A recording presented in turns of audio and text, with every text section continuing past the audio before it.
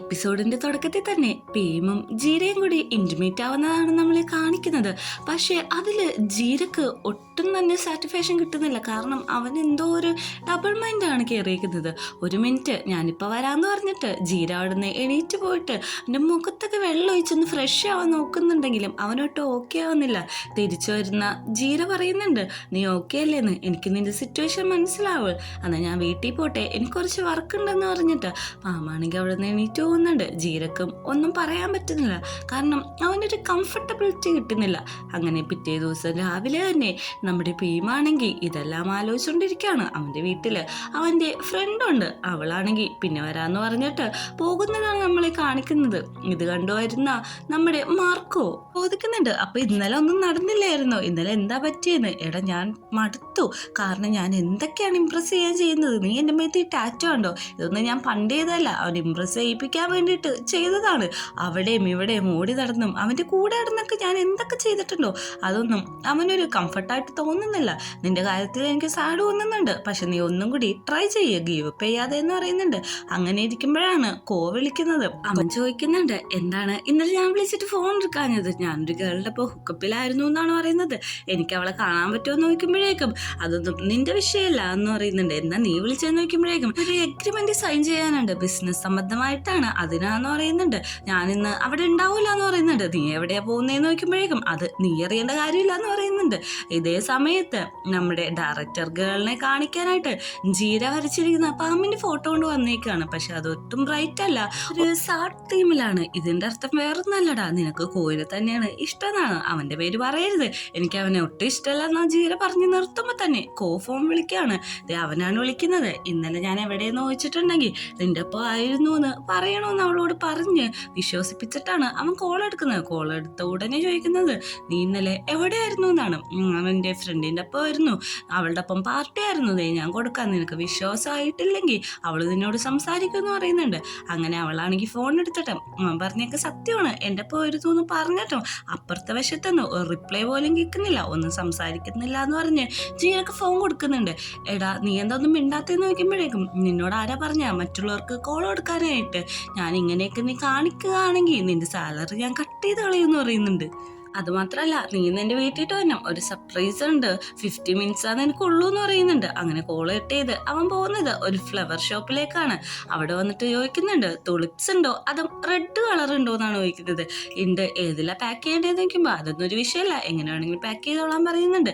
തിരിച്ച് വീട്ടിലെത്തുമ്പോഴേക്കും ഭീം അവിടെ കിടന്ന് ഉറങ്ങായിരിക്കും. എന്ത് ഇവിടെ കിടന്ന് ഉറങ്ങണേന്ന് ചോദിക്കുന്നുണ്ട്. ഞാൻ നിന്നെ കാണാൻ വന്നാണ്, ഇന്ന് രാത്രി ഉറങ്ങിയില്ലായിരുന്നു, അതുകൊണ്ടാണ്. എന്തിനീ തുളിപ്സ് പൂക്കളെന്ന് നോക്കുമ്പോഴേക്കും ഞാൻ തന്നെ മേടിച്ചാന്ന് പറയുന്നുണ്ട്. അപ്പോഴേക്കും അവൻ അടുത്ത അപ്പോയിൻമെന്റിനുള്ള റിമൈൻഡർ അടിച്ചിട്ടുണ്ട്. എന്നാൽ ശരി എന്ന് പറഞ്ഞ് ഭീമ അവിടുന്ന് പോകുമ്പോഴാണ് നമ്മുടെ ജീര അങ്ങോട്ട് വരുന്നത്. ഇവര് മുഖത്തോട് മുഖം കാണുന്നുണ്ട്.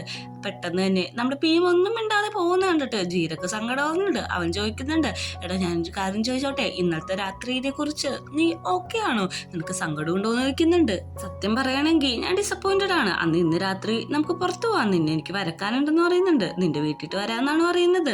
അങ്ങനെ നമ്മുടെ ജീര അവിടെ ചെല്ലുമ്പോഴേക്കും തുളിപ്സ് പൂക്കൾ കൊടുക്കുന്നു. നീ എന്നെ ഇംപ്രസ് ചെയ്യാൻ നോക്കിപ്പിച്ചതാണോ, പക്ഷേ നീ ഇതിൽ ഫെയിലായി, എനിക്ക് ഈ പൂ ഇഷ്ടമെന്ന് വെച്ചിട്ട് എൻ്റെ ഫേവറേറ്റ് പൂ ഇതല്ല എന്ന് പറയുമ്പോഴേക്കും നമ്മുടെ കോ പറയാണ്, അങ്ങനെ എനിക്കൊരു കാര്യം ചെയ്യാം, എൻ്റെ ഫേവറേറ്റ് പൂക്കൾ ഞാൻ കണ്ടുപിടിക്കാം, അങ്ങനെ കണ്ടുപിടിച്ച് ഞാനാണ് ജയിക്കുന്നതെങ്കിൽ നീ ഓവർ ടൈം വർക്ക് ചെയ്യണം, അല്ല ഞാൻ തോക്കാണെങ്കിൽ നിനക്ക് കൂടുതൽ പേയ്മെൻറ്റ് തരാമെന്നും പറയുന്നുണ്ട്. എന്നാൽ ശരി, നീ പോയി റെഡിയാവ്, ഇന്നൊരു മീറ്റിംഗ് ഉണ്ട്, ഇന്നത്തെ മീറ്റിങ്ങിൽ നീ എഗെയിൻസ്റ്റ് ആയിട്ട് സംസാരിക്കണമെന്ന് അറിയുന്നുണ്ട്. രണ്ടുപേരും കൂടി മീറ്റിംഗ് എടുക്കുന്ന സ്ഥലത്തേക്കാണ് ചെല്ലുന്നത്. അവിടെ ചെല്ലുമ്പോഴേക്കും പേടിയുണ്ടോ എന്ന് ചോദിക്കുമ്പോഴേക്കും പേടിയുണ്ട്, ആരെങ്കിലും എൻ്റെ മേത്തേക്ക് യൂറിൻ അറിയുമെന്ന് പേടിയുണ്ട് എന്ന് പറയുന്നുണ്ട്. ഈ എയർപോർട്ട്സ് വെച്ചോ ഞാൻ പറയുന്ന പോലെ അങ്ങ് പറഞ്ഞാൽ മതി എന്നാണ് നമ്മുടെ കോ പറയുന്നത്. ജീരയാണെങ്കിൽ നടക്കുമ്പോൾ നമ്മുടെ കോയാണെങ്കിൽ ഓരോരോ കാര്യങ്ങൾ അവന് പറഞ്ഞു കൊടുക്കുന്നുണ്ട്. നമ്മുടെ സെക്കൻഡ് എപ്പിസോഡിൽ കണ്ട അതേ ആളാണ് അവിടെ നിൽക്കുന്നത്. അവൻ പറയുന്നുണ്ട്, എടാ നീ സൂക്ഷിച്ചോളാം, അധികം സംസാരിക്കാൻ പോകണ്ട, അന്നത്തെ പോലെ വൈനൊക്കെ എങ്ങാനും എടുത്തൊഴിക്കാൻ എനിക്ക് തോന്നിയാലോ എന്ന് അയാൾ വന്നിട്ട് കോയിനോട് സംസാരിക്കുന്നുണ്ട്. അതിനുശേഷം അവൻ അവിടെ നിന്ന് പോവുകയാണ്. നമ്മുടെ കോയാണെങ്കിൽ ഈ സമയം ചെല്ലുന്നത് ആ ഫ്ലവർ ഷോപ്പിലേക്കാണ്. അവിടെ ചെന്നിട്ട് അവന്റെ പെയിന്റിങ് കാണിച്ചിട്ട് ഇത് ഈ പറഞ്ഞിരിക്കുന്ന ഫ്ലവേഴ്സ് ഇവിടെ കിട്ടാൻ സാധ്യതയുണ്ടോ എന്ന് നോക്കുന്നുണ്ട്. ഇത് രണ്ട് രണ്ടും ഇവിടെ ഉണ്ട് എന്ന് പറയുന്നുണ്ട്. അന്ന് രണ്ടും എന്ന് ചോദിക്കുമ്പോഴേക്കും രണ്ടിന്റെ പേര് പറയുന്നുണ്ട്. ഒന്നാമത്തത് യെല്ലോ ഫ്ലവർ, രണ്ടാമത്തത് ബ്ലൂ ഫ്ലവർ. ഇങ്ങനെയല്ല ഇതിന്റെ പേര്, പക്ഷെ പറയാൻ കുറച്ച് എളുപ്പമുണ്ട് പറയാണ്. ഒന്നാമത്തെ പ്രത്യേകത ആർട്ടാണ്, രണ്ടാമത്തെ പൂവിന്റെ പ്രത്യേകത എന്ന് വെച്ചിട്ടുണ്ടെങ്കിൽ ആർട്ടിസ്റ്റിന്റെ മനസ്സിന്റെ ഉള്ളിലെ ഫീലിങ്സ് ആണ്. രണ്ടും ബാക്ക് ചെയ്തോളാൻ പറയുന്നുണ്ട്. അങ്ങനെ നമ്മുടെ ജീരയാണെങ്കിൽ മീറ്റിംഗിന് ചെന്നിരിക്കുകയാണ്. അവിടുത്തെ കാര്യങ്ങളെല്ലാം അവൻ അതേപോലെ തന്നെ കേൾക്കുന്നുണ്ട്. നമ്മുടെ നേരത്തെ പറഞ്ഞായിരുന്നു ഇവനെ വിളിച്ചിട്ട്, ഇത് എങ്ങനെ വന്നാലും നീ അഗെയിൻസ്റ്റ് ആയിട്ടാണ് നിൽക്കേണ്ടത്, അതേപോലെ ചെയ്താൽ മതി. പക്ഷെ അവൻ അതിൽ കുറച്ച് ഗിൽറ്റിയും കാര്യങ്ങളൊക്കെ ഉണ്ട്. അങ്ങനെ അവിടെ മീറ്റിംഗ് തുടങ്ങുന്നുണ്ട്. പറയുന്ന പോലെ എല്ലാം തന്നെ ജീര അവിടെ സംസാരിക്കുകയാണ്. അങ്ങനെ ആ മീറ്റിംഗ് ക്യാൻസലായി. ജീര തിരിച്ചു വരുമ്പോഴേക്കും നമ്മുടെ ചോദിക്കുന്നുണ്ട്, എനിക്കറിയാം നീ കുറച്ച് ഓക്വേർഡാണ്, കാരണം ഇങ്ങനത്തെ കാര്യങ്ങളും നുണകളൊന്നും നീ പറയാറില്ലല്ലോ.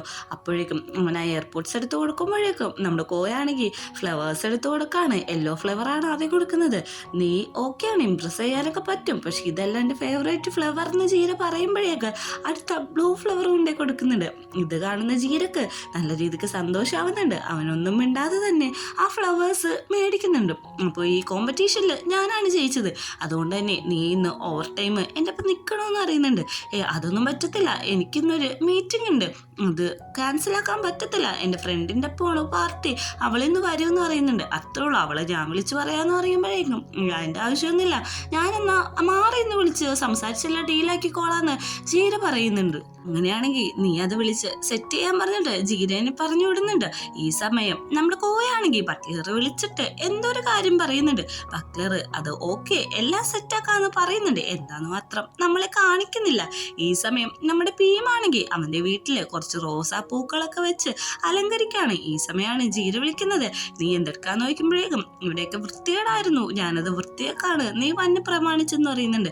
എല്ലാം വൃത്തിയാക്കി കഴിഞ്ഞോന്ന് നോക്കുമ്പോഴേക്കും കഴിഞ്ഞു എന്നാണ് പറയുന്നത്. എടാ എനിക്കിന്ന് വരാൻ പറ്റില്ല, അർജന്റായിട്ട് ഇന്നൊരു മീറ്റിംഗ് ഉണ്ട്, ഇത് മറ്റൊരു ദിവസത്തേക്ക് മാറ്റി വെക്കാമോ എന്ന് ചോദിക്കുന്നുണ്ട്. ഭീമാണെങ്കിൽ അതിന് സമ്മതിക്കുന്നുണ്ട്. അപ്പോഴാണ് കൂട്ടുകാരൻ വന്നിട്ട് ചോദിക്കുന്നത്, എന്ത് പറ്റിയെന്ന്, ഇന്ന് അവൻ വരില്ലേ എന്ന് ചോദിക്കുമ്പോഴേക്കും അവൻ എന്തോ മീറ്റിംഗ് ഉണ്ട്, അതുകൊണ്ട് ഇന്ന് വരില്ലെന്ന്, നിന്റെ എഫേർട്ടൊക്കെ എന്താ ഹാർഡാണ്, പക്ഷെ അതൊന്നും സക്സസ് ആവുന്നില്ലല്ലോ എന്ന് കൂട്ടുകാരൻ ചോദിക്കുമ്പോൾ നമുക്കെന്നാ ബിയർ കുടിക്കാൻ പോയാലോ എന്ന് ചോദിക്കുമ്പോൾ ഞാൻ അത്ര ഹാർഡ് ബ്രേക്ക് അല്ല, നീ നിന്റെ റൂമിൽ പോകാനാണ് നമ്മുടെ പീം പറയുന്നത്. ഇതേ സമയം നമ്മുടെ വിളിക്കുന്നുണ്ട്, നീ എവിടെയാടാന്ന് നോക്കുമ്പോൾ ഞാൻ വീട്ടിലുണ്ട്, അന്നാ നീ ഒന്ന് ഫ്ലാറ്റിട്ട് വാ, ഒരു മീറ്റിംഗ് ഉണ്ട് എന്ന് പറയുന്നുണ്ട്. ഓക്കെ എന്ന് പറഞ്ഞ് ഫോൺ കട്ട് ചെയ്യുന്നുണ്ട്. ബട്ട്ലർ അവിടെ നമ്മുടെ ജീരക്ക് ഇഷ്ടപ്പെട്ട ഫ്ലവേഴ്സ് കാര്യങ്ങളൊക്കെ കൊണ്ട് റൂം ഡെക്കറേറ്റ് ചെയ്യാണ്. ഇതാണ് നേരത്തെ വിളിച്ച് പറഞ്ഞത്, ആ പെയിന്റിങ്, അതായത് നമ്മുടെ ജീര ചെയ്തു കൊടുത്ത പെയിന്റിങ് ഫ്രെയിം ചെയ്ത് വെച്ചിട്ടുണ്ട്. അങ്ങനെ ജീരകോയും കൂടി തിരിച്ച് ഫ്ലാറ്റിട്ട് വരുമ്പോഴേക്കും ഫ്ലാറ്റാണെങ്കിൽ ഡെക്കറേറ്റ് ചെയ്ത് ഭയങ്കര അടിപൊളിയാക്കി വെച്ചേക്കാണ്. എങ്ങനെയുണ്ട്, ഇഷ്ടപ്പെട്ടോന്ന് നോക്കുമ്പോഴേക്കും എനിക്കിതെല്ലാം ഇഷ്ടപ്പെട്ടു, പക്ഷേ ഈ റൂം ഇപ്പോഴും മെസ്സാന്ന് പറയുന്നുണ്ട്. നമ്മുടെ ജീര പറഞ്ഞു തുടങ്ങാണ്, ഈ ബ്ലൂ ഫ്ലവറിന്റെ പ്രത്യേകത എന്താണെന്ന് വെച്ചിട്ടുണ്ടെങ്കിൽ ഇത് പെൺപിള്ളേരെ വജേനായിട്ട് കണക്റ്റഡ് ആണ്. അത് മാത്രമല്ല ഒരു ആർട്ടിസ്റ്റിന്റെ ആർട്ട് ഇതിൻ്റെ ഉള്ളിൽ ഒളിഞ്ഞിരിക്കുന്നുണ്ട് എന്ന് പറയുന്നുണ്ട്. ഓ അങ്ങനെയാണെങ്കിൽ നിനക്കിപ്പോൾ എന്നെ ഒന്ന് സ്കെച്ച് ചെയ്യാന്ന് നോക്കുമ്പോഴേക്കും ഓക്കെ ഞാൻ സ്കെച്ച് ചെയ്യാം, പക്ഷെ നീ ഇങ്ങനെ ഒന്നും ഇരിക്കണമെന്നില്ല, നിനക്ക് ഇഷ്ടപ്പെട്ടത് എന്തെങ്കിലും ഉണ്ടെങ്കിൽ അതൊക്കെ ചെയ്തോളാൻ പറയുന്നുണ്ട്. ഇത് കേൾക്കുന്നതും നമ്മുടെ കോയാണെങ്കിൽ അവന്റെ ഡ്രസ്സൊക്കെ ഊരിയിട്ട് അവിടെ കിടക്കാണ്. ഓ ഇനി നീ കിടക്കാണോ, എല്ലാ പോസും കിടക്കാണല്ലോ എന്ന് പറയുന്നുണ്ട്. വേണമെങ്കിൽ എൻ്റെ അടുത്ത് വന്നിരുന്ന് വരച്ചോന്ന് പറയുന്നുണ്ട്. പെട്ടെന്ന് തന്നെ ജീരയുടെ കൈയെടുത്ത് അവന്റെ ഫേസിലൊക്കെ പിടിപ്പിച്ച് കുറച്ച് അടുത്തേക്ക് ചേർത്തിരിക്കുകയാണ്. അവരുടെ ഇടയിൽ ഒരു ഫീലിങ്സ് പെട്ടെന്ന് തന്നെ വരുന്നുണ്ടെങ്കിലും ജീര അവനെ തട്ടി മാറ്റി കളയാണ്. നീ അവിടെ കിടന്നോ, ഞാൻ വരച്ചോളാന്ന് പറയുന്നുണ്ട്. ഇതേ സമയം ഇങ്ങോട്ടേക്ക് വരാണ്. ബട്ട്ലറോട് ചോദിക്കുന്നുണ്ട്, എനിക്കൊരു അപ്പോയിൻമെന്റ് ഉണ്ട്, കാണാൻ പറ്റുമെന്നോ, ഒരു മിനിറ്റ് വെയിറ്റ് ചെയ്യാൻ പറയുന്നുണ്ട്. നമ്മുടെ ആണെങ്കിൽ ഭയങ്കര റൊമാൻറ്റിക് ആയിട്ടുള്ള പോസൊക്കെ ചെയ്ത് കൊടുക്കാണ്. അവന്റെ സിബും കൂടി ഊരിയിടുന്നുണ്ട് പാൻറ്റിന്റെ, കുറച്ചും കൂടി ഇൻസ്പിറേഷൻ ആയിക്കോട്ടെ എന്ന് വിചാരിച്ചിട്ടായിരിക്കും. ജീര ആണെങ്കിൽ സൂക്ഷ്മതയോടെ തന്നെ എല്ലാം സ്കെച്ച് ചെയ്തുകൊണ്ടിരിക്കുമ്പോഴേക്കും നമ്മുടെ ചോദിക്കുന്നുണ്ട്, എന്നെ സ്കെച്ച് ഒന്ന് കാണിക്കാമോന്ന്. അങ്ങനെ കാണിക്കത്തില്ല, പെയിന്റ് ചെയ്ത് കഴിഞ്ഞിട്ട് കാണിക്കാം, അല്ലെങ്കിൽ നിങ്ങൾ ഇത് കറക്ഷൻസ് ഒക്കെ പറയൂന്ന് പറയുന്നുണ്ട്. ഞാനൊന്നും പറയില്ല, ഒന്ന് കാണിക്കുമെന്ന് വെക്കുമ്പോഴേക്കും ഒന്ന് കാണിച്ചു കൊടുക്കുന്നുണ്ട്. പെട്ടെന്ന് തന്നെ നമ്മുടെ ജീരനെ അടുത്തേക്ക് പിടിച്ചിട്ട് അങ്ങ് കിസ് ചെയ്യാണ്. പക്ഷെ ജീര തട്ടിക്കളയുന്നില്ല, അവന് ഭയങ്കര കംഫർട്ടായിട്ടാണ് തോന്നുന്നത്.